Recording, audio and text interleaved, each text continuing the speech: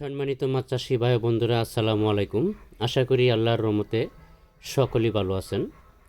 আমার এই ভিডিওটি দেশ এবং প্রবাস থেকে যে যেখান থেকে বসে দেখতে পাচ্ছেন, ভিডিওটি সম্পূর্ণ দেখবেন। ভিডিওটি ভালো লাগলে অবশ্যই একটা সাবস্ক্রাইব করে রাখবেন পরবর্তী নতুন ভিডিও দেখার জন্য।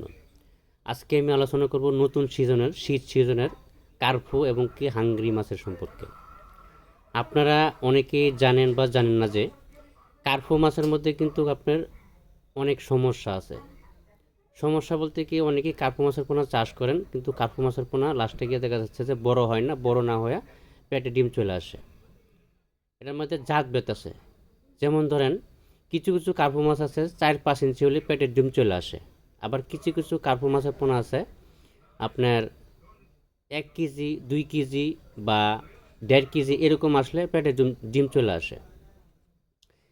এটার কারণ হলো যে এটার জাত থেকে যদি একটা ছোট মাছ থেকে যদি ডিম সংগ্রহ করে মাছের পোনা উৎপাদন করি, তাহলে তার বড় হলে কিন্তু তার মতোই হবে। আবার যদি বড় ব্রড মাছ থেকে যে উৎপাদিত পোনাগুলি সংগ্রহ করি, তাহলে বড় হলে কিন্তু ওর মতোই বড় হবে।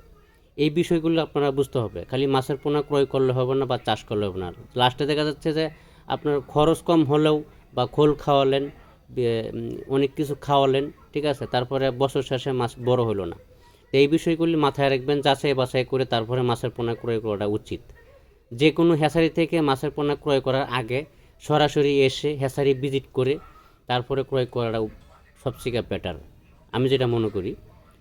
আরেকটা কথা হলো, ভালো বিশ্বাসী হ্যাচারি বা ভালো কোনো নার্সারির মালিক বা হ্যাচারির মালিক যদি আপনাদের সাথে কোনো ভালো সম্পর্ক থাকে, তাহলে বলবেন যে ভাই আমরা আসতে পারবো না, আপনারা আমাদের মাছগুলো আমাদের জায়গায় পৌঁছে দেন। আমরা সারা বাংলাদেশে যে কোনো জেলায় মাছগুলো হোম ডেলিভারির মাধ্যমে পৌঁছে দিয়ে থাকি। যদি আপনি 1 লক্ষ 2 লক্ষ 3 লক্ষ এভাবে নেন, তাহলে আমরা গাড়ি রিজার্ভ করে মাছ পাঠিয়ে দিই। 10,000 নিলে বাসের মাধ্যমে পাঠিয়ে দিই।